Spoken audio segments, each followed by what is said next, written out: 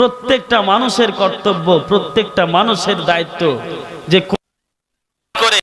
হাদিসের বাণীকে নিজের আইডিয়াল মনে করে, রাসূলুল্লাহ সাল্লাল্লাহু আলাইহি ওয়াসাল্লামের চরিত্রকে আদর্শ মনে করে নেক আমল করে প্রত্যেকটা মানুষ যেন নিজের নিজের জায়গাতে ওলি হয়ে দুনিয়া ছেড়ে যেতে পারে।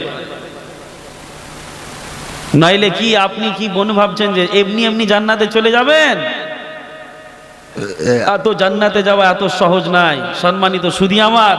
কিয়ামতের দিনটা হবে অনেক ভয়ানক। ওলিদের কারামত আমরা শুনবো, ওলি হচ্ছেন হক, ওলিদের কারামত হক।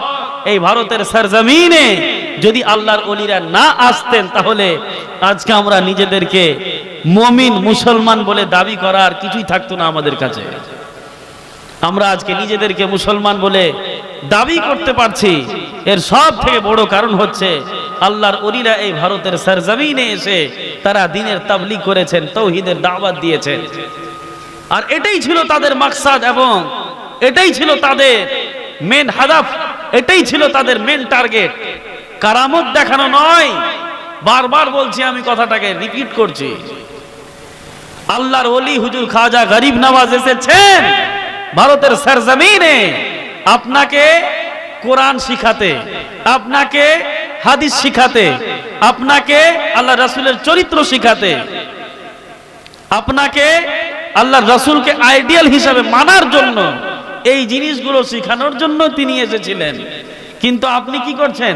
কোরআন ছেড়ে দিয়েছেন, হাদিস ছেড়ে দিয়েছেন, নেক আমল ছেড়ে দিয়েছেন, সব কিছুকে ছেড়ে দিয়ে যেই লোকটা এসেছিল ওই লোকটার ব্যাপারে আপনি শুধু খালি শুনছেন। তো ওই লোকটা তো নিজেই খুশ হবেন না, ওই লোকটা তো নিজেই আপনাকে বলবেন যে আরে পাগলেরা, আমি খাজা গরিব নওয়াজ, আমি তোদের কাছে হাদিস নিয়ে এসেছিলাম, আমি তোদের কাছে ইসলামের বাণী নিয়ে এসেছিলাম, তোদের কাছে আল্লাহর কোরআন নিয়ে এসেছিলাম, তোদের কাছে আমি অলৌকিকতা নিয়ে এসেছিলাম। এই সমস্ত জিনিসগুলো দেখে, এই সমস্ত জিনিসগুলো দিয়ে তোরা যেন আল্লাহ ভীরু হতে পারিস, আল্লাহর কাছে যেন পৌঁছতে পারিস। কিন্তু তোরা করলি কি?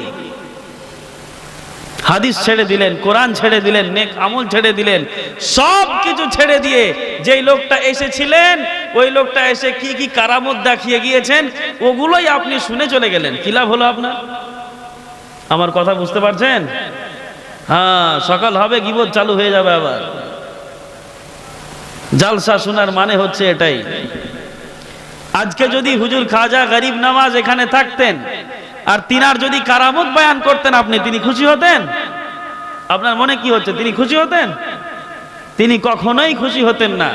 তিনি আপনাকে একটা চড় মেরে বলতেন, পাগল, এই কারামতটা আমি দেখিয়েছিলাম এই কারণে যেন কাফির মুশরিকেরা এই অলৌকিকতাটা দেখার পরে আমার প্রতি ঈমান নিয়ে আসে, আল্লাহর প্রতি ঈমান নিয়ে আসে, কোরআনের প্রতি ঈমান নিয়ে আসে, তাদের কাছে যেন মহাসত্তার সত্যতাটা যেন প্রুফ হয়ে যায়, প্রমাণিত হয়ে যায়।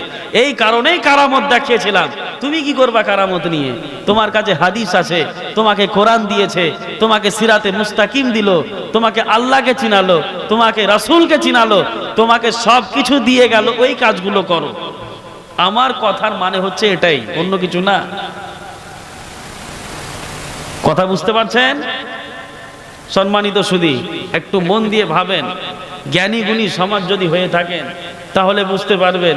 আর যদি খিচড়ি খাওয়াই শুধু আপনাদের মাকসাদ থাকে তাহলে কিন্তু আমার কথা বুঝতে পারবেন না। আমি এখনো বললাম, এর আগেও বলেছি, আবার ক্লিয়ার করছি কথাটাকে, যে কারামত আপনার জন্য আমার জন্য নয়। কারামত আল্লাহর ওলিরা দিয়েছেন, দেখিয়েছেন। ওই অলৌকিকতাটা কাফির মুশরিকদেরকে দেখিয়ে যেন সত্যতাটাকে প্রমাণ করতে পারে।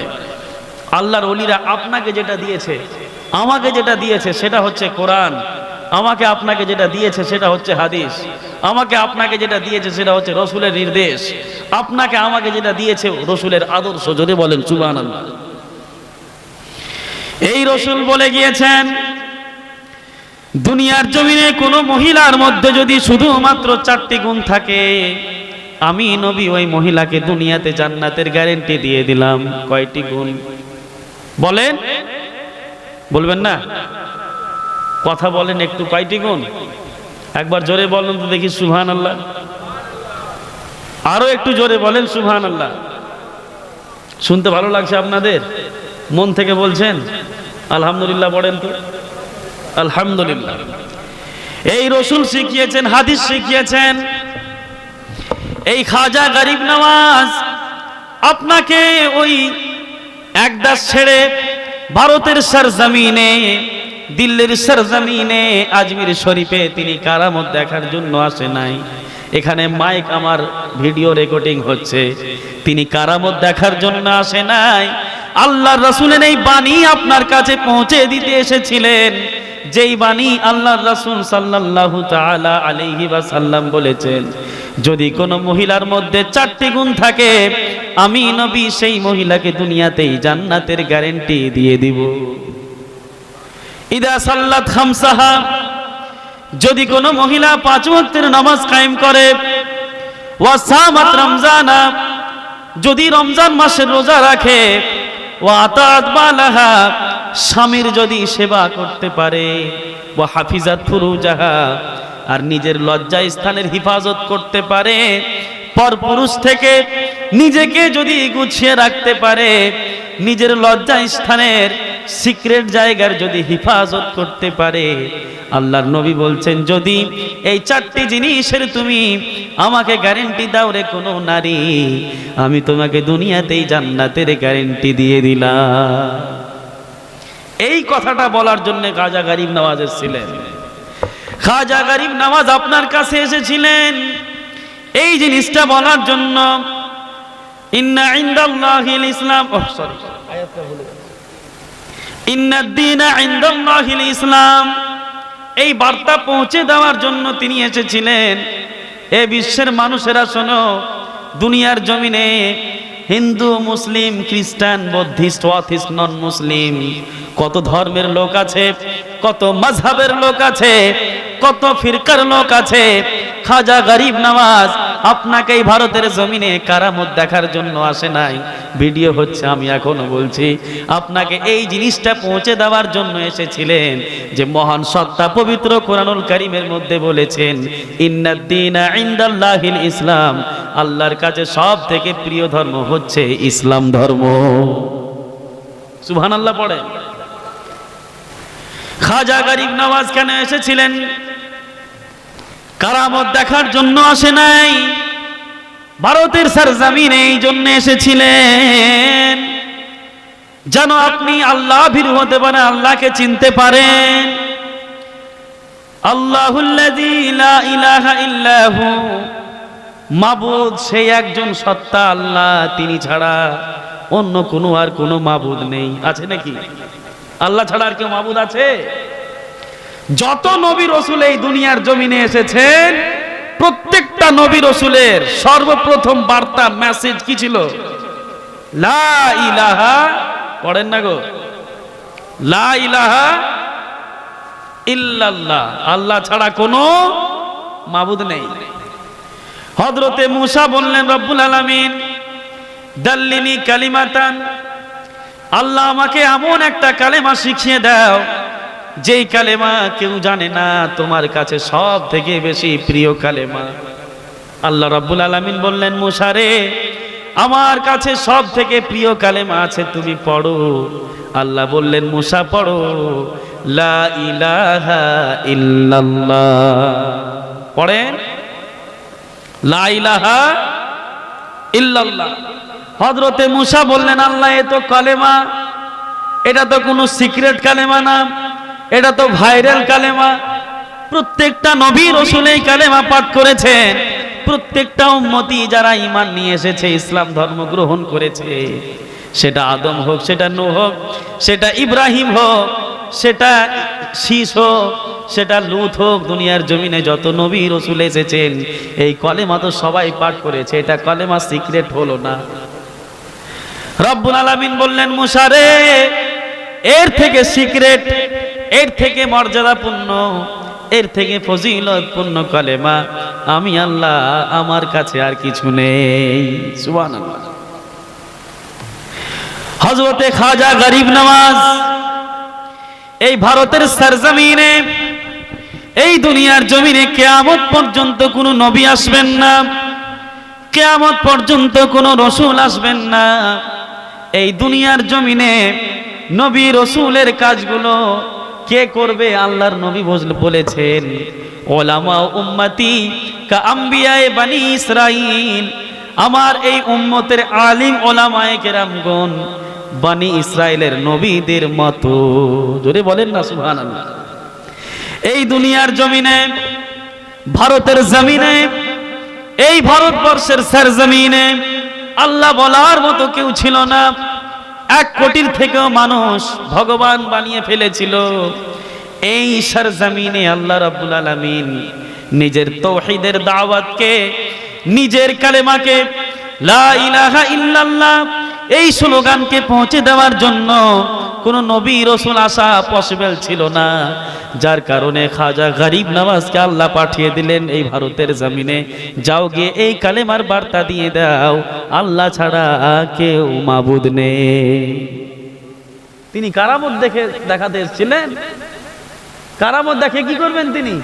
কারামত তো হুজুর খাজা গরিব নওয়াজের যুগে জয়পাল তো শুনেছেন, তাই না? এগুলো ঘটনা আমি বলবো না, কারণ এগুলো শোনা আছে সবাই। জয়পাল হোক, পৃথিবীরাজ হোক, বা রামদেব হোক, এই যে রামদেব হুজুর খাজা গরিব নওয়াজ যখন আজমিরে আসলেন, আজমিরে আসার সাথে সাথে ওই কি বলে যে আনা সাগরের আশেপাশে চারিদিকে মন্দিরে ভর্তি হয়েছিল। কিসে ভর্তি হয়েছিল?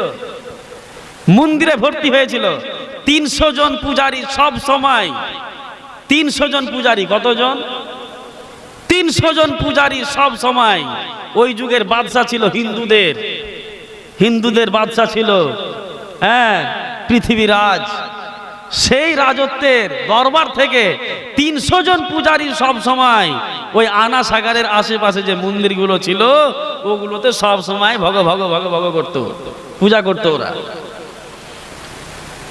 তো যখন পৃথিবীরাজ শুনতে পেলেন যে অন্য এক দেশ থেকে এই আমাদের এই এলাকাতে একটা বুজুর্গ এসেছে, আল্লাহর ওলি নিজেকে দাবি করছে, কোন একজন ফকির এসেছে, ফকির, সে নাকি বলোই কি কথা দেখাচ্ছে, সে নাকি কারামত দেখাচ্ছে। কখনো উটকে মাটির সাথে লাগিয়ে দিচ্ছে, উট উঠে না, কখনো কোনো হাতিকে আবার পাথর বানিয়ে দিচ্ছে, কখনো কি করছে।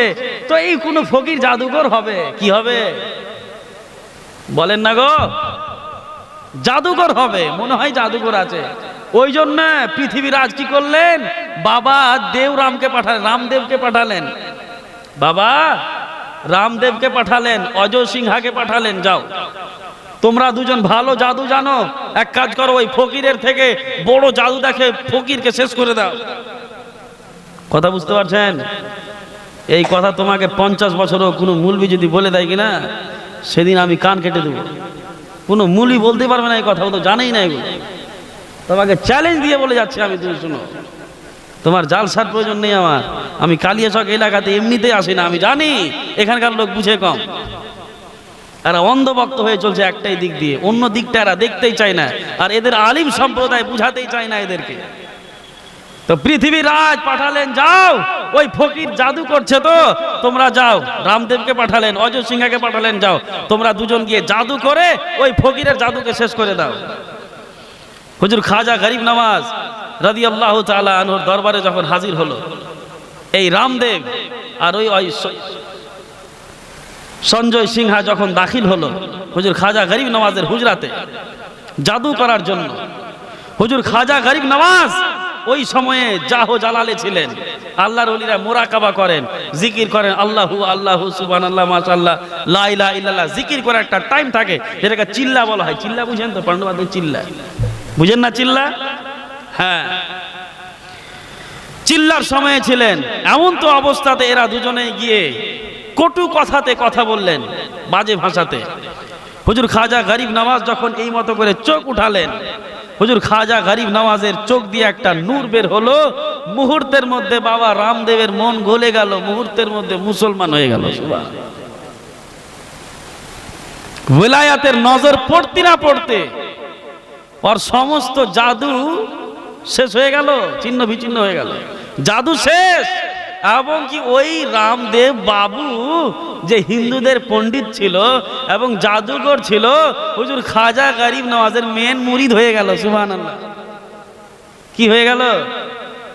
মেন মুরিদ হয়ে গেল খাজা গরিব নওয়াজের। সম্মানিত সুধী আমার, ওখানে ছিল। যখন এই পৃথিবীর রাজ এগুলো দেখলো, তখন কি করলো?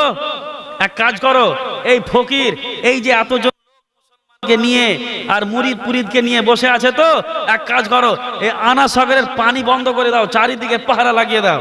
চারিদিকে পাহারা লাগিয়ে দেওয়া হলো। কি কারণে? এই দরবেশকে, এই ফকিরকে আর সাথী সঙ্গীকে এক কিঞ্চিত পরিমাণ কেউ পানি দিবা না খেতে। ঠিক আছে, তাই করা হোক। পানি বন্ধ করে দেওয়া হলো। হুজুর খাজা গরিব নওয়াজ একজন মুরিদকে পাঠালেন, আর এক রেওয়াতের মধ্যে এসে ওই রামদেবকেই পাঠিয়েছিলেন, আর তিনার নাম রেখে দিয়েছিলেন খুব সুন্দর একটা আব্দুল্লাহ, আর আরেকজনের নাম রেখে দিয়েছিলেন সাদ। সুবহানাল্লাহ পড়েন। তিনি যখন গেলেন, দেখলেন যে পানি নেওয়ার জন্য কোনো পথ নেই, রাস্তা সব বন্ধ। পৃথিবী রাজ লাগিয়ে দিয়েছেন চারিদিকে, আনা সাগরের চারিদিকে লাগিয়ে দিয়েছেন সেনাবাহিনীকে, ওই দরবেশ ফকিরের সাথী সঙ্গী, আর তাকে এক কিঞ্চিত পরিমাণ পানি দিয়ে দিবা না। হুজুর খাজা গরিব নওয়াজ যখন শুনতে পেলেন, হুজুর খাজা গরিব নওয়াজ কিছু বললেন না, মুরিদকে একটা ছোট্ট কইটা দিয়ে বললেন, কাঁসার কইটা দিয়ে বললেন, যাও আনা সাগরের পাশে দাঁড়িয়ে যাও, পাশে দাঁড়িয়ে গিয়ে জলের দিকে মুখ করে বলবা তোমাকে খাজা গরিব নওয়াজ ডাকছে। সুবহানাল্লাহ পড়ে। আর মুরিদ গেলেন, ওখানে গিয়ে দাঁড়িয়ে ওই কাঁসাটাকে নিয়ে আছেন, আর আনা সাগরের দিকে মুখ করে বলছেন, খাজা গরিব নওয়াজ জল চাইলো, তোমাদেরকে চাইলো। আল্লাহু আকবার কবিরা। এই কথা বলতে না সাথে সাথে এত বড় সমুদ্র আনা সাগরের সমস্ত পানি একটা কুইটার মধ্যে চলে আসলো। সুবহানাল্লাহ পড়ে। আর শুধু এটাই নয়, ওই যুগের যত রকমের নদী নালা ছিল, ওই পৃথিবী রাজের যত নদী নালা ছিল, কুয়া ছিল, প্রত্যেকটা জায়গা থেকে পানি শুকিয়ে গিয়েছিল। কথা বুঝতে পারছেন? আর শুধু এটাই নয়, মা বোনদের এবং এই যে গবাদি পশুদের দুগ্ধ স্থানে শুকিয়ে গিয়েছিল, কারণ খাজা গরিব নওয়াজ জালালিয়াতে ছিলেন, তবে সব কিছুকে তিনি শুকিয়ে দিয়েছিলেন। যাও এবার থাকো। হুজুর খাজা গরিব নওয়াজের দরবারে এসে এই যে হাত জড়ো করে ক্ষমা টমা চাওয়া হলো, আল্লাহর রাসূল সাল্লাল্লাহু আলাইহি সাল্লাম বাশারাত দিলেন, আমার উম্মতের প্রতি এত বড় জুলুম, আমার উম্মতের প্রতি এত বড় কষ্টর দিন কাটেনি। ইয়া রাসূল, খাজা গরিব নওয়াজকে আল্লাহর রাসূল বাশারাত দিলেন না। ইনারা সবাই গিয়ে খাজা গরিব নওয়াজের দরবারে তওবা করলো। তিনি তাদেরকে মাফ করলেন, আর যেই মতো পানি নিয়ে গিয়েছিলেন ওই মতো পানি ঢেলে দিলেন। সুবহানাল্লাহ। আর জানেন ফের মজার বিষয়, যতক্ষণ পর্যন্ত না ততটুকু পানি হলো, ওই কাঁসা থেকে পানি পড়তেই ছিল। সুবহানাল্লাহ পড়ে। এটা হচ্ছে কারামত। কত কারামত নিবেন আপনি? কত কারামত নিবেন খাজা গরিব নওয়াজের? আরে কারামত শুনতে শুনতে তোমার জীবন শেষ হয়ে যাবে। তিনার প্রত্যেকটা কাজে কারামত, তিনার প্রত্যেকটা জায়গাতে কারামত। আপনি কত কারামত শুনবেন ভাই? কারামত শুনে আপনি করবেনটা কি? কারামত তো আপনার কাজেরই না। হ্যাঁ, খাজা গরিব নওয়াজ এসেছিলেন কেন? ইসলামের বার্তা দিতে, কোরআনের আলো দিতে, কোরআনের শিক্ষা দিতে, হাদিসের বাণী প্রচার করার জন্য এসেছিলেন, তাই না? আল্লাহর তাওহীদকে, আল্লাহর একত্বকে প্রমাণ করার জন্য এসেছিলেন। প্রমাণ করে দিয়েছেন কারামত দিয়ে।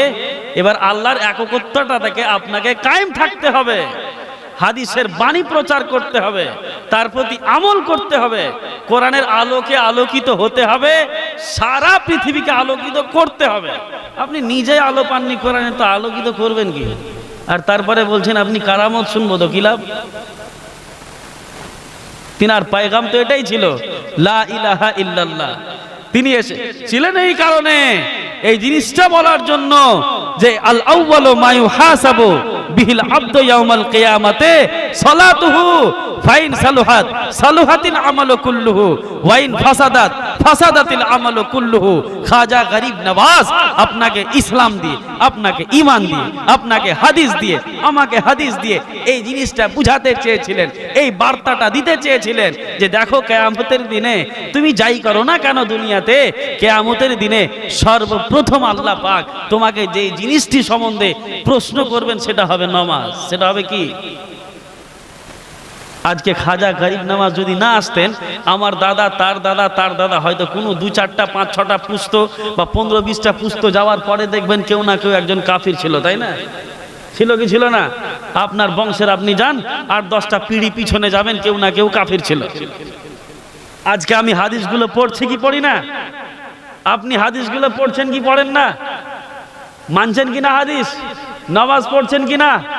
এই সমস্ত জিনিসগুলো কার দেন বলেন? বলেন হুজুর খাজা গরিব নওয়াজের দেন। তিনি শিখিয়েছেন আমাদেরকে। আমরা ডাইরেক্ট সাহাবী থেকে পাইনি এগুলো, তো আল্লাহ রসুলের মুখ থেকে আমরা ডাইরেক্ট পাইনি, তো তিনার ওসিলা দিয়ে যুগের পর যুগ, সময়ের পর সময়। আর তিনি কেমন ওলি ছিলেন জানেন? আবার তিনার বলায়াতে কোনো শব্দ ছিল না। বাদশাহ আওরঙ্গজেবের নাম তো শুনেছেন সবাই, তাই না? বাদশাহ আওরঙ্গজেব হুজুর খাজা গরিব নওয়াজের পরে তিনি এই ভারতের সিংহাসনে রাজত্ব করেছেন। আওরঙ্গজেবের একটা রীতিনীতি ছিল, একটা স্টাইল ছিল। সেটা কি? যে প্রত্যেকটা মাজারে তিনি যেতেন আর ওই মাজারওয়ালাকে গিয়ে সালাম করতেন। যদি সালামের জবাব পেতেন ভিতর থেকে তাহলে তো ভালোই ভালো, আর না হলে ভেঙে চুরে ওখানে শেষ করে দিতেন। আওরঙ্গজেব রহমতুল্লাহ আলাইহি হুজুর খাজা গরিব নওয়াজের মাজারে গিয়েছেন তিনি, আর তিনি সেখানে গিয়ে সালাম করেছেন। দুবার সালাম করলেন, উত্তর আসলো না।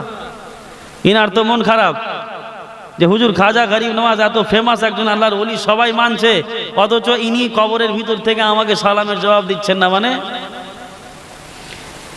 তৃতীয়বার তিনি রেগে যখন সালাম করলেন, ভিতর থেকে সালামের জবাব আসলো, ওয়ালাইকুম আসসালাম ইয়া হুজ্জাতুল ইসলাম। জোরে বলেন সুবহানাল্লাহ।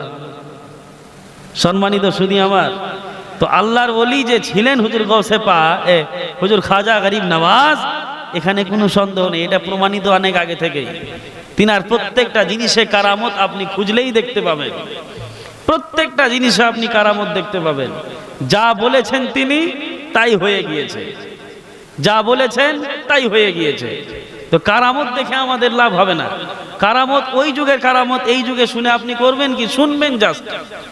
কিন্তু মেইন জিনিস হচ্ছে উনি নিয়ে এসেছেন কি, কি দিয়েছেন, কেন আসলেন, ওটা হচ্ছে মেইন জিনিস, সেটা হচ্ছে মেইন পয়েন্ট। আর সেটা হচ্ছে কোরআন এবং সেটা হচ্ছে হাদিস। সম্মানিত শুধু আমার, তিনি আমাদেরকে শিখিয়েছেন, তিনি আমাদেরকে বার্তা দিতে এসেছিলেন, মান সামা রমজানা ঈমানাও ওয়া ইহতিসাবা গুফিরা লাহু মা তাকাদ্দামা মিন যামবিহি। তোমাদের মধ্যে কোনো মানুষ যদি রমজান মাসের সিয়াম পালন করে, রমজান মাসের রোজা রাখে ঈমানের সাথে, সওয়াব পাওয়ার নিয়তে, তাহলে সেই বান্দায়ে মুমিনের অতীতের সমস্ত ছোট ছোট গুনাহগুলোকে আমি আল্লাহ মাফ করে দেব। সুবহানাল্লাহ। তিনি এই বার্তা দিতে এসেছিলেন। তিনি কোরআনের আলোর আলোকিত করাতে এসেছিলেন। এই যে আমরা মানুষের চুগলি করি, পরনিন্দা করি, আল্লাহ কোরআনে বলছেন ওয়াইলুল লিকুল্লি হুমাজাতিল লুমাজা। ওয়াইল এমন একটা জাহান্নাম, যেই জাহান্নাম এত ভয়ঙ্কর, হযরতে আব্দুল্লাহ ইবনে আব্বাস বলেন, সেই জাহান্নামের উপর থেকে যদি তুমি একটা ঢিলা ফেলে দাও, তাহলে সেই পাতালে পৌঁছিতে প্রায় 70 বছর লেগে যাবে। কত বছর? 70 বছর লেগে যাবে। হযরতে আব্দুল্লাহ ইবনে আব্বাস বলেন, ওয়াইল জাহান্নাম এত ডেঞ্জার, এত ভয়ঙ্কর হবে যে অন্য অন্য জাহান্নামগুলো এই জাহান্নাম থেকে দিনে 70 বার আল্লাহর কাছ থেকে পানাহ চায়, হে আল্লাহ আমাদেরকে তুমি ওয়াইল জাহান্নামের সাথে সম্পর্ক না করে দিও, আমাদেরকে তুমি ওয়াইল জাহান্নামের সাথে মিলিয়ে না দাও। তুমি কথা বুঝাতে পারলাম না? অন্য অন্য জাহান্নামের আরো 6টি ঘাঁটি আছে। কয়টি? ইন্না ফিল জান্নাতে সামানিয়াতু আবওয়াব। নিশ্চয়ই জান্নাতের বড় বড় 8টি দরজা। কয়টি বলেন? 8টি দরজা। আর জাহান্নামের 7টি। সরি 7টি। কয়টি? 7টি। তার মধ্যে একটি ঘাঁটি হচ্ছে ওয়াইল। কি বলেন? ওয়াইল। ওয়াইল ওয়াইল ওয়াইল এমনই একটা জাহান্নাম, এত ভয়ঙ্কর, এত ডেঞ্জার, এত ভয়ঙ্কর, এত ডেঞ্জার যে ওই জাহান্নামের অগ্নির শিখা, শিখা আগুন না, আগুনের শিখা লেলিহান, আগুনের শিখা লেলিহান হাওয়াটা যদি কোনো মানুষের মনে, মানুষের শরীরে লেগে যায়, মুহূর্তের মধ্যে মানুষের হাড্ডি পর্যন্ত গলিয়ে নষ্ট করে দেবে। 40 বছর পর্যন্ত এই জাহান্নামের আগুনকে আল্লাহ উত্তপ্ত করেছেন। 40 বছর। ফলে এই জাহান্নামের আগুন হয়ে গেছে একদম টুকটুকে রক্তের চেয়েও লাল। আবার 40 বছর পর্যন্ত আবার সুলগানো হয়েছে, আবার কন্টিনিউয়াসলি এই 40 বছর আগুনকে আরো উত্তপ্ত করা হয়েছে। ফলে এই আগুন হয়ে গেছে সাদা ফিটফিটে। কি হয়েছে? সাদা ফিটফিটে। আবার 40 বছর পর্যন্ত ফেরেশতারা আগুনকে আরো উত্তপ্ত করেছে, আর পাওয়ারকে আরো বাড়াতে থেকেছে। বাড়াতে বাড়াতে বাড়াতে বাড়াতে আগুন হয়ে গেছে কাল্লাইলিল মুজলিম, এই চাঁদনি রাতের মতো অন্ধকার কালো। মানে জাহান্নামের আগুন কালো, লাল না, সাদাও না, কালো। এমন কালো জাহান্নাম যে ভিতরে যখন আপনি পড়বেন আপনি বুঝতেই পারবেন না যে আপনি কোথায় গেলেন। কিন্তু যখনই আপনি ঢাক্কান থেকে নিচে একটু যখন যাবেন বুঝতে পারবেন শরীরে লেলিহান লাগা সত্ত্বে যে এগুলো তো আগুন। Can you imagine that? Dear brothers and sisters, please try to understand. বলা খুব সহজ, বাট এটাকে সহ্য করা অনেক কঠিন। জাহান্নামকে দেখে ভয় পাও, তোমাদের মধ্যে জাহান্নামের কোনো ভয় নেই, ইসলামের কোনো ভয় নেই। আল্লাহ যে তোমাদেরকে জাহান্নাম পাঠাবে এই জিনিসটা নিয়ে মানুষের কোনো ভাবনাই নেই। আরে হযরতে ওমর, যে ওমরকে আল্লাহ রাব্বুল আলামিন আল্লাহর রাসূল কয় একবার বলেছেন ওমর তুমি জান্নাতি, তুমি জান্নাতি। জান্নাতের সার্টিফিকেট দিয়েছেন উমারকে। কি দিয়েছেন? সার্টিফিকেট দিয়েছেন। এট ওয়ান টাইম একটাই মজলিসে 10 জন সাহাবীকে আল্লাহর রাসূল বলেছেন তুমি জান্নাতি, এই জান্নাতি, ওই জান্নাতি, ওই জান্নাতি, ওই জান্নাতি। আবু বকর তুমি জান্নাতি, উমর তুমি জান্নাতি, উসমান তুমি জান্নাতি, আলী তুমি জান্নাতি, আব্দুর রহমান তুমি জান্নাতি, সাদ ইবনে আবি ওয়াক্কাস তুমি জান্নাতি। 10 জন সাহাবায়ে কেরামকে আল্লাহর রাসূল এট ওয়ান টাইম একটাই মজলিসে জান্নাতের সার্টিফিকেট দিয়েছেন। কি দিয়েছেন? জান্নাতের সার্টিফিকেট, মানে কনফার্ম জান্নাতি। এবং বলেও দিয়েছেন এরপরে তোমার কোনো আমল তোমাকে নুকসান পৌঁছাতে পারবে না। क्या मैं गलत बोल रहा हूँ? अरे तो सो ही गए, रात ज्यादा हो गई क्या? छोड़ दें, छोड़ दें? हाँ छोड़ देते हैं भाई साहब, एक पार हो गया। क्यों? आप लोग जो बोलेंगे बोलते रहे। हाँ पहले तो भाग गए थे, आप नहीं भागे थे। तो अल्लाह रसूल सल्लल्लाहु अलैहि वसल्लम সেই মহামানুষ, মহামানব, মহানবী যে সাহাবীদেরকে জান্নাতের ঘোষণা দিয়েছেন কয় একবার। উসমানে গানিকে কয় একবার জান্নাতের গ্যারান্টি। মদিনাতে কোনো জলের কোনো জায়গা ছিল না, স্থান ছিল না। আল্লাহ রসুল বললেন এই ইহুদির কাছ থেকে এই বীরে মওনা যেই কিনে মুসলমানদের জন্য ওয়াকফ করে দিবে আমি নবী তাকে জান্নাতের গ্যারান্টি দিচ্ছি। হযরতে উসমানে গনি বাড়ি গেলেন, টাকা পয়সা নিয়ে এসে সোনা দানা দিরহাম দানানি নিয়ে এসে ইহুদির কোলে রেখে দিয়ে ওই বীরে মওনাকে কিনে নিয়ে আল্লাহ রাসূলকে বলেন ইয়া রাসূলুল্লাহ এটা সমস্ত মদিনাবাসীর, সমস্ত মদিনাবাসীর, মুসলমানদের জন্য, মুহাজিরদের জন্য, সমস্ত আনসারদের জন্য, সমস্ত মুমিনের জন্য এটাকে আমি ওয়াকফ করে দিলাম। আল্লাহ রাসূল বলেন উসমান তোমার জন্য আল্লাহ জান্নাতে একটা ঘর বানিয়ে দিয়েছে। সুবহানাল্লাহ। কয়বার জান্নাতের গ্যারান্টি পেয়েছেন জানেন উসমান গনি? কয়েকবার। উসমানে গনি, উমারে ফারুক জান্নাতের গ্যারান্টি পেয়ে নিয়েছেন। আল্লাহর রাসূল আবু বকরকে বলে দিয়েছেন আবু বকর জান্নাতে তুমি আমার সাথেই থাকবা। সুবহানাল্লাহ পড়ো। তারপরেও উমারে ফারুক মৃত্যুর সময় পেটে একটা চাকু লেগেছে। কি লেগেছে? চাকু মেরেছে পেটে। লুলু একজন গোলাম ছিল হযরতে মুগীরা বিন শুবা। এগুলো তো পড়ার সময় নেই, এগুলো তো কেউ জানেন না, আপনারা বুঝেনি না যে যুগের সব থেকে বড় নেতৃত্ব দেওয়া ইসলামের মধ্যে সব থেকে বড় খলিফা, মানে সর্বপ্রথম খলিফা আবু বকর, কিন্তু সব থেকে বড় খেলাফতটা কায়েম করেছিলেন চারিদিকে, সেটা ছিল উমারে ফারুক। তাকে কিভাবে শহীদ করা হয়েছে কেউ বুঝে না। এগুলো ইসলাম তারিখ কিছু জানে না। মানুষ খালি ওই খিচড়া খাওয়া, এটা ওটা, কত রকমের আজে বাজে জিনিস চলতি আছে এগুলোতে। আর ওই আলিম ওলামা বক্তা আসে ওই খালি দে পীরের ব্যাপারে এটা ওটা যত রকমের পারে খালি উল্টা পুল্টা কথা বলে কারামত করে দুয়া ফাতিহা চালিসা চালুম এগুলা বলে শেষ। ইসলামের হিস্টোরি কিচ্ছু বুঝে না, হাদিস কোরআন কিচ্ছু জানে না। আরে ভাই এগুলো সুন্নিদেরও বলার দরকার এগুলো বেশি। হ্যাঁ উমারে ফারুককে লুলু নামে একজন গোলাম, মুগিরা বিন শুবার গোলাম শহীদ করলেন ফজরের নামাজের টাইমে। এমন ভাবে চাকু মারলেন যে পেটের রগ এবং এথড়িগুলো এগুলো বেরিয়ে আসলো। যখন দুধ দেওয়া হলো মুখে উমারে ফারুকের, তখন দুধগুলো যখন তিনি খেলেন তো পেটের এগুলো দিয়ে ছিদ্র দিয়ে আর রগগুলো দিয়ে লাড়ি ভুড়ি দিয়ে দুধ বেরিয়ে আসলো। উমারে ফারুক ওই অবস্থাতে উমারে ফারুক হযরতে হুযাফাকে ডাকছেন। হুযাফাকে ডেকে বলছেন, হুযাফা তোমাকে আল্লাহর কসম দিয়ে বলছে, তুমি বলো তো যে আল্লাহর রাসূল সাল্লাল্লাহু আলাইহি সাল্লাম যে তোমাকে মুনাফিকদের কথা বলেছিলেন আর বলেছিলেন যে মদিনাতে এই এই এই এই এই এই লোকটা মুনাফিক, তো হুযাফা বলো আমি উমার আমার নাম কি ছিল? কথা বুঝতে পারছেন? ওই সাহাবীকে আল্লাহর রাসূল কয়বার জান্নাতের গ্যারান্টি দিয়েছে, গ্যারান্টি যে তুমি জান্নাতি উমার, তুমি জান্নাতি, তুমি জান্নাতি। ওই উমার জিজ্ঞাসা করছে কত ভয়, হুযাফাকে বলছে হুযাফা বলো তো মৃত্যুর সময় আমি তোমাকে আল্লাহর কসম দিচ্ছি হুযাফা, আল্লাহর রাসূল যে তোমাকে বলেছিলেন যে মদিনাতে এই এই লোকটা মুনাফিক, এই এই লোকটা মুনাফিক, তো তাদের মধ্যে কি আমার নামও ছিল? আল্লাহু আকবার কাবীরা। হযরতে হুযাফা কাঁদতে লাগলেন এবং তিনি বললেন, উমার তুমি এমন একটা কসম দিয়ে দিয়েছো, তুমি কসম না দিলে আমি বলতাম না, তবে শুনো ওই মুনাফিকদের মধ্যে তোমার নাম আল্লাহর রাসূল নেয়নি। হযরত উমার বললেন, আলহামদুলিল্লাহ, এখন যদি উমারের মৃত্যু হয়েও যায় তাহলে কোনো টেনশন নেই। সুবহানাল্লাহ পড়ে। যেই লোকটাকে আল্লাহর রাসূল জান্নাতের সার্টিফিকেট দিয়েছেন কতবার দুনিয়াতে, ওই লোকটা নিজের জান্নাতকে নিয়ে, নিজের লাইফকে নিয়ে আখিরাতে কি হবে তার সাথে, এই জিনিসটা নিয়ে টেনশন। উসমানে গানিকে আল্লাহর রাসূল কয় এক জায়গাতে সার্টিফিকেট দিয়েছেন, উসমান তুমি জান্নাতি।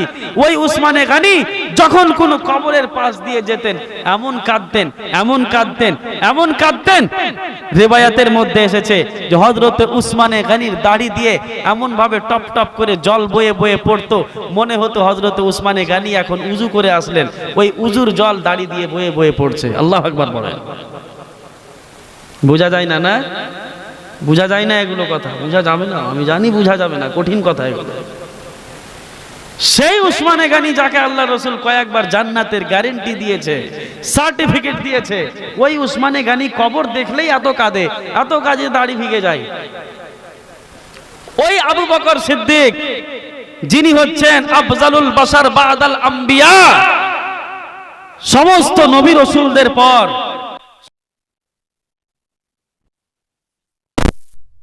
পৃথিবীর জমিনে আল্লাহ রাব্বুল আলামিন যাকে বানিয়েছেন তিনি হচ্ছেন আবু বকর সিদ্দিক। জোরে বলেন সুবহানাল্লাহ। ওই আবু বকর সিদ্দিক বলছেন, ইয়া আল্লাহ কিয়ামতের দিনে তোমার সামনে দাঁড়িয়ে হিসাব আল্লাহ কিভাবে দিব? আল্লাহ তুমি যদি আমাকে আবু বকর মানুষ না বানিয়ে, তুমি যদি আমাকে কোনো একটা ওই চিটাখোটা, তুমি আমাকে কোনো এই মানে কি বলে ওটাকে কমচি বানাতা, তুমি যদি আমাকে তুমি যদি আমাকে ছোট্ট একটা খিল বানিয়ে দিতা কত ভালো হতো। তোমার সামনে দাঁড়িয়ে আল্লাহ আমাকে হিসাব দিতে হতো না। অথচ আল্লাহর রাসূল এই লোকটার ব্যাপারে বলেছেন যে কিয়ামতের দিনে এমন একটা লোক হবে যার কাছে আল্লাহ হিসাব দিবেন না, তিনি হচ্ছেন আবু বকর সিদ্দিক। সুবহানাল্লাহ পড়েন। আবু বকর সিদ্দিক আল্লাহ রাসূল বলে দিয়েছেন যে আল্লাহ সবার হিসাব নেবেন, কিন্তু এই লোকটার হিসাবই নেবেন না আল্লাহ। তারপরেও এই লোকটা এত টেনশন করছেন কেন? আমল আমল আমল আমল ছাড়া কিছু নেই। আপনাকে বলে দিয়ে যাচ্ছি আমি, পবিত্র কোরআনুল কারীম যদি আপনি স্টাডি করেন, প্রত্যেকটা জায়গাতে আপনি পাবেন ইন্নাল্লাযীনা আমানু ওয়া আমিলুস সালিহাত, ইন্নাল্লাযীনা আমানু ওয়া আমিলুস সালিহাত। কত জায়গাতে নেবেন আপনি? আপনার ঈমান তো আছে, আমিলুস সালিহাত কই? আল্লাহ ক্লিয়ার করে দিয়েছেন সূরা আসর, ওয়াল আসরে ইন্নাল ইনসানা লাফি খুসর। জামানার শপথ, এই সময়ের শপথ খেয়ে আমি আল্লাহ বলছি, ইন্নাল ইনসানা লাফি খুসর, নিশ্চয় সমস্ত মানুষ ক্ষতিগ্রস্তদের মধ্যে, ইল্লাল্লাযীনা আমানু, কিন্তু তারা ক্ষতিগ্রস্তদের মধ্যে নয় যারা ঈমান নিয়ে এসেছে, ওয়া আমিলুস সালিহাত, নেক কাম করেছে, ওয়া তাওয়াসাউ বিল হক, হক কথার আদেশ দিয়েছে মানুষকে, ওয়া তাওয়াসাউ বিস সবর, সবর করার আদেশ দিয়েছে মানুষকে। এই চারটা গুণ যদি তোমার মধ্যে না থাকে, তুমি ক্ষতিগ্রস্ত, তুমি ক্ষতিগ্রস্ত, তুমি ক্ষতিগ্রস্ত, এটা আল্লাহ বলে দিয়েছে কোরআনে। কোথায় যাবা তুমি? শিখতে হবে, কোরআনের দিকে আসতে হবে, কোরআনের দিকে আসতে হবে। আব্দুল কাদের জিলানী থেকে নিয়ে এখন পর্যন্ত প্রত্যেকটা ওলি আউলিয়াদের একটাই তাবলীগ ছিল, আল্লাহ ছাড়া কোনো মাবুদ নেই, রসুল হচ্ছেন আল্লাহর রসুল, আল্লাহর রসুল এবং তিনার বান্দা। নামাজ কায়েম করো, হজ করো, যাকাত দাও, সিয়াম পালন করো, নেক আমল করো, কিয়ামতের দিনে তোমাকে আল্লাহর সামনে দাঁড়াতে হবে। চুগলি করা চলবে না, মিথ্যা কথা চলবে না। প্রত্যেকটা ওলির এটাই কথা, এটাই তাবলীগ। ওলিকে মাননেওয়ালা হলে শুধু খালি তার নাম নিয়ে মাননেওয়ালা হলে হবে? কিয়ামতের দিনে যখন আপনি ওই সব ওলিদের দরবারে যাবেন, এমন করে একটা চড় মারবে কিনা তোমার গাল ফাটিয়ে দেবে, যে তুমি আমাকে কি ভেবেছো? হ্যাঁ, তুমি মিথ্যা মিথ্যা বলতে যাও, তুমি আমাকে ভালোবাসো, আমার নামের তুমি নারা লাগাতা, আর আমি যেই আদেশগুলো দিয়েছিলাম, যেই কাজগুলো করতে বলেছিলাম, যেই কাজের তুমি ওয়াদা নিয়েছিলে, যেই কাজের তাবলীগ আমি নিজে করে করে জীবন শেষ করে দিয়েছি। খাজা গরিব নওয়াজ এই ভারতের জমিনে এসে, এই ভারতের সরজমিনে এসে তিনি নিজের জানকে বিলিয়ে দিলেন, নিজের ৯৭ বছর তিনি কাটিয়ে দিলেন শুধু এই জিনিসটার কারণে যে এক আল্লাহর ইবাদত করতে হবে, নেক আমল করতে হবে, নামাজ পড়তে হবে, যাকাত দিতে হবে, হজ করতে হবে, সিয়াম পালন করতে হবে, নেক আমল করতে হবে, আল্লাহর সামনে দাঁড়াতেই হবে। মিথ্যা কথা বলা চলবেই না, চুগলি চলবেই না, বিবাহ করা ভালো জিনিস, জিনা করা মহাপাপ, সুদ তোমার খাওয়া চলবেই না। সারা জীবন তিনি তাবলীগ করলেন এই সমস্ত জিনিসে। তোমার কি মনে হয় হুজুর খাজা গরিব নওয়াজ আজকের মতো পীরদের মতো যে নিজের তাবলীগ করেছেন, এসে যে হাম ইয়ে হ্যাঁ, হাম ও হ্যাঁ, হামারা খানদান ইয়ে, হামারা খানদান ইয়ে হ্যাঁ? না না না না না, ভুল ধারণা। হুজুর খাজা গরিব নওয়াজ কখনো বলেননি যে আমার বেটা এই, আমার বাপ ওই, আমার দাদা ওই, আমার চাচা ওই, জীবনে বলেননি। কোনো আল্লাহর ওলিরা বলবে না। যারা মূর্খ ওলি, যারা মূর্খ পীর হবে, ওরাই ওগুলো বলবে। ওরা ডাইরেক্ট যারা আল্লাহর ওলি হবে, যারা পীর হবে, তারা বলবে এক আল্লাহর ইবাদত করো। আমি তো তোমাকে আল্লাহ ভীরু করতে এসেছি, আমি তো তোমাকে আল্লাহর মুখোমুখি করতে এসেছি। আরে আমি তোমাকে পথ দেখাতে এসেছি যে আল্লাহ তুমি কোন পথে গেলে পাবা, তোমাকে পথ দেখাতে এসেছি। আমি হচ্ছি একজন পথ নির্দেশ।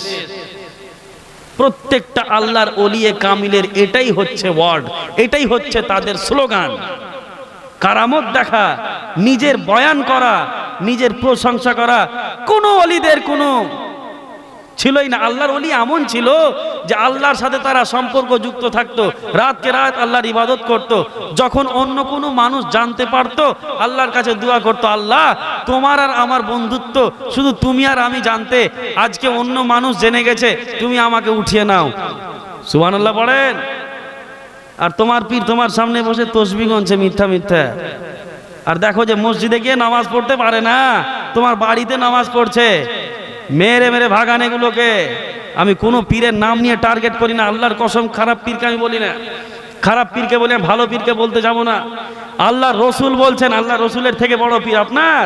আল্লাহর রসুল বলছেন যদি কোনো মানুষ নামাজের জামাত ছেড়ে দিয়ে বাড়িতে নামাজ পড়ে, আমার ইচ্ছা হয় যে যুবক ছেলেদের একটা বিশাল বড় সংগঠন নিয়ে গিয়ে যেই লোকটা বাড়িতে একাই একাই নামাজ পড়ছে আর বাড়িতে আগুন লাগিয়ে জ্বালিয়ে দেব। কে বলছেন? কে বলছেন বলেন? আল্লাহ বলেছেন ওয়ারকাউ মা'আর রাকিঈন। আমরা হানাফি মাসলাকের লোক। এই আয়াত থেকে নামাজ জামাতের সাথে পড়াটা হচ্ছে ওয়াজিব। কি বলেন? ওয়াজিব। হুজুর মুহাদ্দিসে আজমে হিন্দ কাছাছবি রহমাতুল্লাহ আলাইহি, হুজুর হাশমি মিয়া, হুজুর মাদানী মিয়ার বাবা, তিনি বলেছেন যে जमात के साथ नमाज पढ़ना ही मेन इबादत है और जमात के बगैर अलग नमाज पढ़ना तो सिर्फ फर्ज की अदायगी है। माने जमातेर साथे नमाज पढ़ाटाई तो नमाज, नইলে একাই একাই নামাজ পড়া কোনো নামাজ হলো? ওটা তো শুধু ফরজটা আদায় করা হলো, নামাজের মজা পাওয়া যাবে না। সম্মানিত সুধী আমার, যেই কাজের জন্য আল্লাহ রসুলকে আল্লাহ পাঠিয়েছেন ওই কাজগুলোকে ফলো করেন। ফালতু কাজের পিছনে দৌড়িয়ে লাভ দিবে না। আল্লাহর রাসূল ডাইরেক্ট বলছেন বুইস্তু লিমাকারিমিল আখলাক, আমি দুনিয়ার জমিনে নবী হয়ে এই জন্যে প্রেরণ করা হয়েছি যে মানুষকে যেন তাদের ভালো চরিত্র শিখায়। কি শিখায়? চরিত্র শিখাতে এসেছেন আপনাকে, চরিত্র শিখাতে এসেছে। কিভাবে খাবেন, কিভাবে কথা বলবেন, কিভাবে বসবেন, প্রত্যেকটা জিনিসের চরিত্র শিখাতে এসেছে আল্লাহর রাসূল। এগুলোর প্রতি আপনার কোনো লক্ষ্য নেই। ইবাদুর রহমানিল্লাযিনা ইয়ামশুনা আলাল আরদি হাওনা ওয়া ইযা খাতাবাহুমুল জাহিলুনা ক্বালু সালামা। আল্লাহর প্রেরিত বান্দা, আল্লাহর নেককার বান্দারা যখন রাস্তায় চলবে তারা নরম হয়ে চলবে। কি হয়ে চলবে? তুমি বুকের ছাতি টেনে স্পিড বাইক চালিয়ে, তুমি বড় বড় মানুষের সামনে গুটকা পান সিগারেট খেয়ে কত রকমের মাস্তানি দেখিয়ে গাড়ি চালাও, সিনা টেনে তুমি গাড়ি চালাও, তোমার কি এটা বৈশিষ্ট্য? তোমার কি এটা পরিচয়? আল্লাহ মুমিনের পরিচয় দিয়ে দিয়েছে ইবাদুর রহমানিল্লাযিনা ইয়ামশুনা আলাল আরদি হাওনা। আল্লাহর তো প্রকৃত নেককার বান্দা তারাই হবে যারা দুনিয়ার জমিনে যখন চলবে তখন নরম হয়ে চলবে। কি হয়ে চলবে? নরম হয়ে চলবে। ওয়াইজা খাতাবাহুমুল জাহিলুনা ক্বালু সালামা। আর তাদের সাথে যখন কোনো মূর্খ মানুষ আজে বাজে কথা বলবে তখন বলবে তোমার উপরে সালামতি হোক। মানে মূর্খ মানুষের সাথে বহাস করবে না, মূর্খ মানুষের সাথে তর্ক করবে না। হযরতে আলীর দরবারে একটা জ্ঞানী মানুষ আসলো আর একটা বোকা মানুষ আসলো। তো হযরতে আলী রাদিয়াল্লাহু তাআলা আনহুকে বলা হলো যে বলো আলী, এই গাছটা সবুজ না এই গাছটা সাদা? ওই গাছটা ছিল সবুজ আর ওই জ্ঞানী লোকটা বলছিল সবুজ। ও সঠিক কথা বলেছে। আর যেই লোকটা মূর্খ ছিল ওই লোকটা বলছে না এই গাছটা সাদা। হযরতে আলী বললেন যেই লোকটা বলছে সবুজ একে কারাগারে ঢেলে দাও। কি করো? একে কারাগারে বন্দি করো। সেই লোকটা ভাবলো কি ব্যাপার আলী, কেমন এটা বিচার করলা তুমি? তুমিও জানো এই গাছটা সবুজ, তুমিও জানো এই গাছটা সবুজ, তুমিও জানো এই গাছটা সবুজ, তারপরেও তুমি আমাকেই কেন জেলে ঢাললা? ওই লোকটাকে ঢালতে পারতা যেই এই সবুজ গাছটাকে সাদা বলছে। হযরতে আলী বলছে না না, তোমাকে এই কারণে আমি জেলে পাঠাইনি, এই কারণে তোমাকে আমি কারাগারে দিনি, তোমাকে এই কারণে আমি পানিশমেন্ট দিয়েছি, তোমাকে এই কারণেই আমি সাজা দিয়েছি যে তুমি একটা লিখা বড় লোক হয়ে এই মতো একটা অজ্ঞাত, এই মতো একটা অভদ্র, এই মতো একটা অজ্ঞ, এই মতো একটা মূর্খর লোকের সাথে তুমি কেন ঝগড়া করলা, তুমি কেন বহাস করলা? এটাই তোমার পানিশমেন্ট। তুমি জানো না যে মূর্খর সাথে যখন কথা বলবা তখন সালামতির দোয়া করে চলে যেতে হবে? আল্লাহ প্রত্যেকটা মানুষকে তুমি কিভাবে খাবা, কিভাবে উঠবা, কিভাবে চলবা, প্রত্যেকটা জিনিসের শিক্ষা দিয়েছে কোরআনে। প্রত্যেকটা জিনিস। আরে তুমি শিথা করবা কিভাবে তারও বিধান আছে। আল্লাহর রাসূলের ব্যাপারে আসছে ইন্নাল্লাহা ইউহিব্বুত তায়ামুন হাত্তা তানাউল ওয়াত তারাজ্জুল।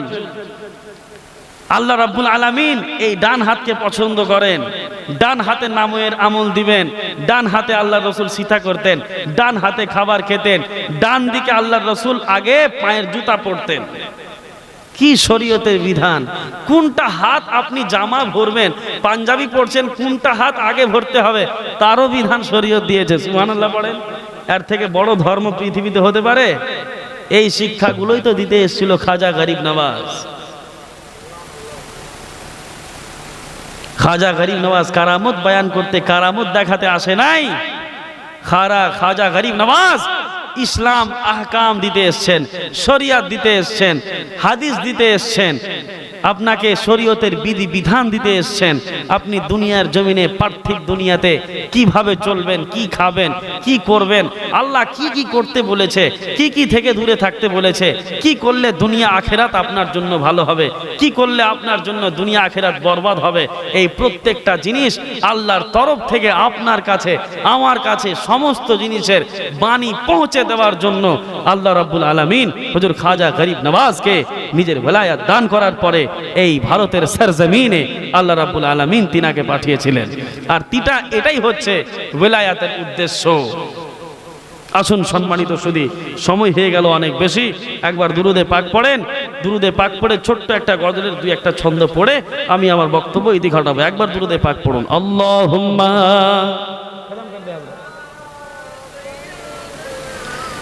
মাওলানা মুহাম্মদ ওয়া আলা আলি সাইয়্যিদিনা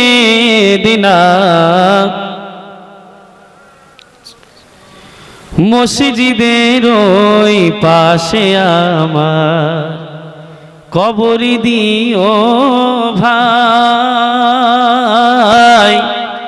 মসজিদের ওই পাশে আমার কবর দিও ভাই। বিদ্রোহী কবি বলছেন, জানগরে হতে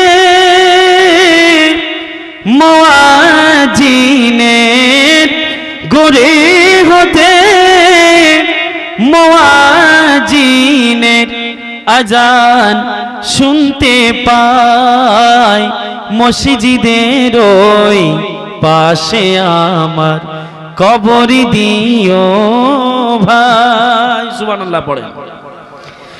আমার গোরের পাশে দিয়ে ভাই নামাজিরা যাবে, পবিত্র সেই পায়ের ধুনি, পবিত্র সেই পায়ের ধুনি এ বান্দা শুনতে পাবে। গড়ি আযাব होते এই गुनाहगार, इसको बंद कीजिए भाई। গড়ি আযাব होते এই गुनाहगार পাইবে রেহাই, আল্লাহ এই গুনাহগার পাইবে রেহাই, মসজিদের ওই পাশে আমার কবর দিও ভাই। একবার জোরে সরে বলেন সুবহানাল্লাহ। কত গরিব মিসকিন রে ভাই মসজিদের ওই আঙিনাতে আল্লাহর নাম জিকির করে লুকিয়ে গভীর রাতে, আমি তাদের সাথে বসে বসে, আমি তাদের সাথে বসে বসে নাম জপতে চাই, আল্লাহ তোমার নাম জপতে চাই, মসজিদের ওই পাশে আমার কবর দিও ভাই। সম্মানিত সুধী আমার, আসুন ছন্দের মাধ্যমে আজকের এই পবিত্র মঞ্চের আমি ইতি ঘটাই। রব্বুল আলামিনের কাছে, মহান সত্তার কাছে দুয়া, আল্লাহ রাব্বুল আলামিন আজকের এই পবিত্র মঞ্চ যেন আমাদের কবুল করেন, আর হুজুর খাজা গরিব নওয়াজ রাদিয়াল্লাহু তাআলা আনহুর রুহানি ফয়েজ ও বরকত আমাদের প্রত্যেকের জীবনে যেন আল্লাহ বেধারা নাজিল করেন। সকলেই পড়ুন আমিন। আসুন আজকের এই পবিত্র মঞ্চের শেষ